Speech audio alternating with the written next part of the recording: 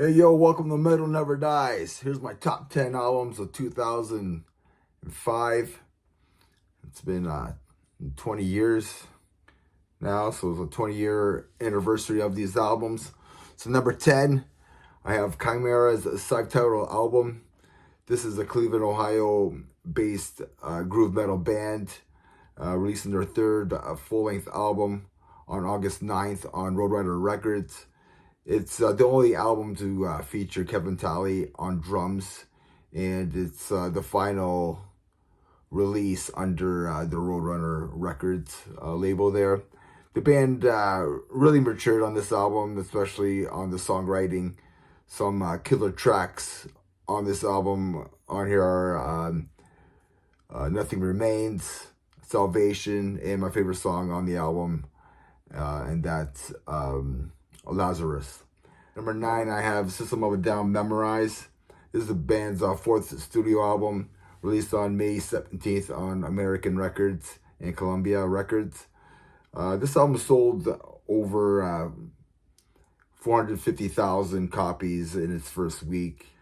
This album showcases how fun and awesome this band is and how very unique that they are.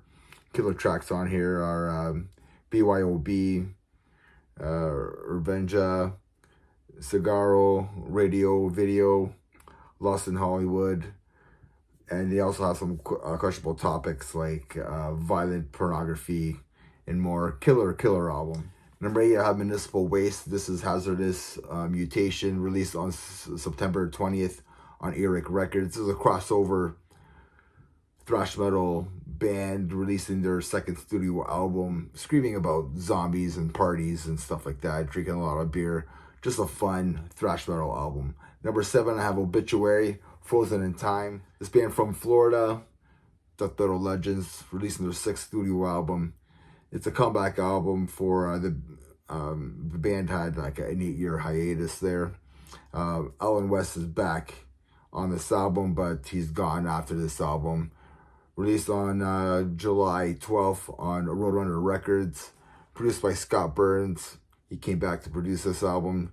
Just doing what Obituary does best and just kicking ass. This album is a great comeback album for the band. Number 6, I have Dark Tranquillity. Character, released on January 24th on Century Media. This is the band's 7th studio album. The masters of melodic death metal, these guys. A bit more aggressive and faster compared to their last album on here. So yeah, just a great album by these guys. These guys never miss. Number 5, I have God Forbid 4, Constitution of Treason. This band's from New Jersey. This is their fourth full-length album, released on September the 20th on Century Media. This is a concept album telling the story of a futuristic society that destroys itself, reforms many years later, and then eventually destroys itself again. Killer tracks on this album are The End of the World, Chains of Humanity, To the Fallen Hero, and the title track as well. Number 4, I have Nile, Immolation of the Wicked, is the fourth studio album, and this is released on May 23rd on Relapse Records. This is the first album to feature George Colossus on drums. It's an unbelievable album. I don't know if this or Those Who the Gods Detest are, I don't know which one's my favorite album. Either this or Those Whom the Gods Detest is my favorite albums by the band.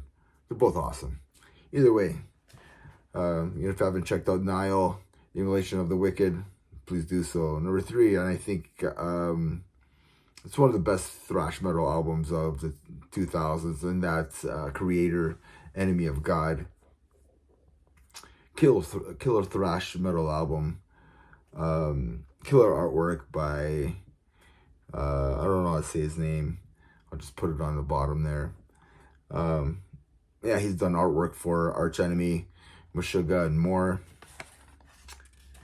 And my number 2 album is Exodus. Shovelhead Kill Machine. I know I had this album as one of the best thrash metal albums of the decade as well. And this is the band's 7th studio album, released on October 4th on Nuclear Blast. First time to feature Rob Dukes on vocals. Liatus is on guitars there, and then we have Paul Bolstaff on drums. This is the only album that he did drums for the band. And yeah, I talked a lot about this album, and it's just an awesome album. So if you haven't checked out Exodus, Shovelhead Kill Machine, please do so. And the number 1 metal album for 2005, this is Boat Thrower, Those Once Loyal. This is a British death metal band releasing their 8th studio album and final album, released on November 11th on Metal Blade Records. Carl Wilwitz, he comes back on vocals on here. This is my favorite album by the band. This is produced by the band and Andy Faulkner, who did the band's 7th album as well. Honor, who did the band's 7th album as well. Dave Ingram from Benediction was the band's vocalist at the time, but he was having some personal issues, so he decided to leave the band. And then Barry Thompson, he reconnected with Carl, and thank goodness that he did that, because they released one hell of an album. And remember, everybody, metal never dies. Cheers.